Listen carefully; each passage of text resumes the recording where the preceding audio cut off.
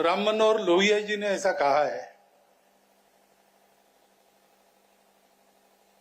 कि भगवान राम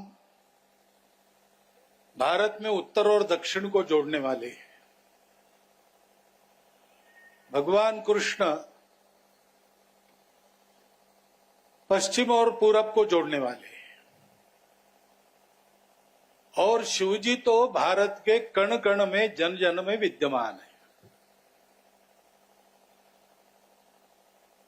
भारत को समझने का ये जो तरीका है, ये अगर हम समझ ले तो ये सारी बातें जो है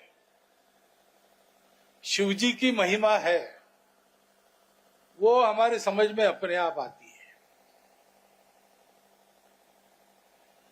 शिव जी कैसे है, वो अपने लिए कुछ नहीं चाहते। शिव जी ने किसी का वर प्राप्त नहीं किया है। शिव जी सबको वर देने वाले हैं।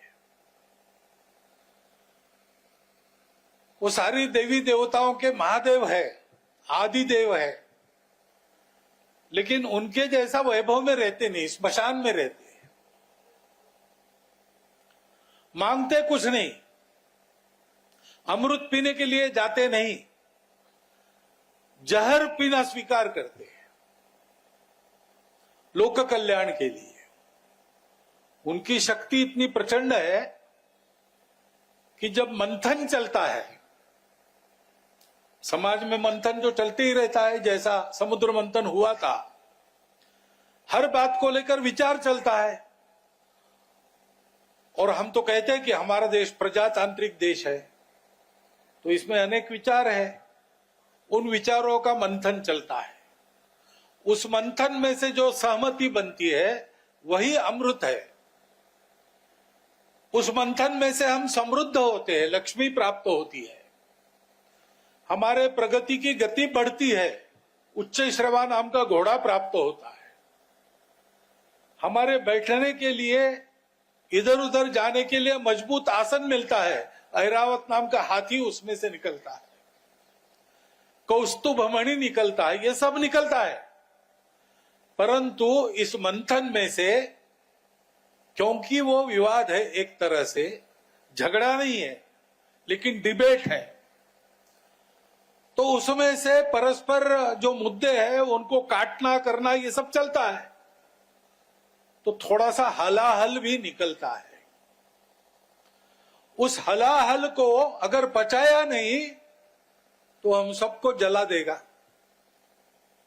उस हलाहल को पचाने वाले शिवजी रहते हैं, जो सबके है, देवों के भी है, राक्षसों के भी है, और किसी के नहीं है, इन सबसे अलिप्त, सबसे ऊपर है। ऐसे शिवजी है। और कहां विराजते हैं? तो कैलाश पर विराजते हैं। काशी उनका धाम है, 12 ज्योतिर्लिंगों में साक्षात निवास है, और भी अनेक स्थान हैं। और ये स्थान केवल भारत में नहीं है, संपूर्ण विश्व में स्वयंभू शिवलिंग निकलते मिलते हैं, क्योंकि वो आदिदेव है। सारे दुनिया में उनकी महिमा है।